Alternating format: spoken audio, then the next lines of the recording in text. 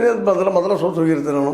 ಗೆಲ್ಲುವ ಮನಸ್ಥಿತಿ ಇಟ್ಕೊಂಡು ಬರಬೇಕಾಗ್ತದೆ. ಆ ರೀತಿಯಾಗಿ ಗೆಲ್ಲುವ ಮನಸ್ಥಿತಿ ಇಟ್ಕೊಂಡು ಎಲ್ಲರೂ ಪಾರ್ಟಿಯವ್ರು ಬಂದಿದ್ದಾರೆ. ಇಬ್ಬರು ಹೋರಾಟ ಮಾಡ್ತಾ ಇದ್ದಾರೆ. ಯಾರು ಗೆದ್ದರೂ ಸಹಿತ ನಾವು ದೊಡ್ಡ ಹೋರಾಟ ಮಾಡಿದ್ದೀವಿ, ನಾವು ಗೆದ್ದೀವಿ ಅಂತ ಅವ್ರು ಹೇಳ್ಕೊಳ್ತಾರೆ. ಇಬ್ಬರು ಎರಡೂ ಕಡೆ ಹೋರಾಟಗಳು ಇದ್ದಾವೆ, ಮನೆ ಮನೆಗೆ ಅಡ್ಡಾಡಿದ್ದಾರೆ. ಅದರಲ್ಲಂತೂ ಇವತ್ತು ರಾತ್ರಿ ತನಕ ಸಹಿತ ದುಡ್ಡು ಹಂಚೋದು, ಸರಾಯಿ ಹಂಚೋದು ಎರಡೂ ಪಕ್ಷ ಮಾಡ್ತಾರೆ ಅಂತೇಳಿ ಅಲ್ಲಿಯ ಲೋಕಲ್ ಜನ ಮಾತಾಡ್ಕೊಳ್ತಾ ಇರ್ತಾರೆ. ಹಂಚ್ತಾರೋ ಇಲ್ಲವೋ ಅದು ಏನಪ್ಪ ಅಂತಂದ್ರೆ, ಆದರೆ ಮತದಾರರನ್ನು ತೊಗೊಳ್ತಾರೇನೋ ಅನ್ನುವಂಥದ್ದು ಸಹಜ. ತೊಗೊಳ್ತಾರೆ ರೀ, ಅವರು ತೊಗೊಳ್ತಾರೆ, ಅದಕ್ಕೆ ಕೊಡ್ತಾರೆ ಅನ್ನೋಂಥ ಮಾತು ಮಾತಾಡ್ತಾರೆ.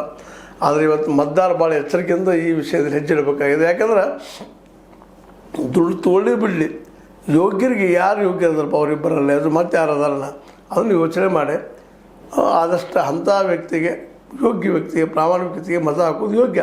ನಾವು ಹೇಳ್ತಿರ್ತೀವಿ ಹಂಗೆ. ಆದರೆ ಎಷ್ಟು ಮಟ್ಟಿಗೆ ಜನ ಪಾಲನೆ ಮಾಡ್ತಾರೆ ಅನ್ನೋದು ಹೇಳೋದು ಭಾಳ ಕಷ್ಟ.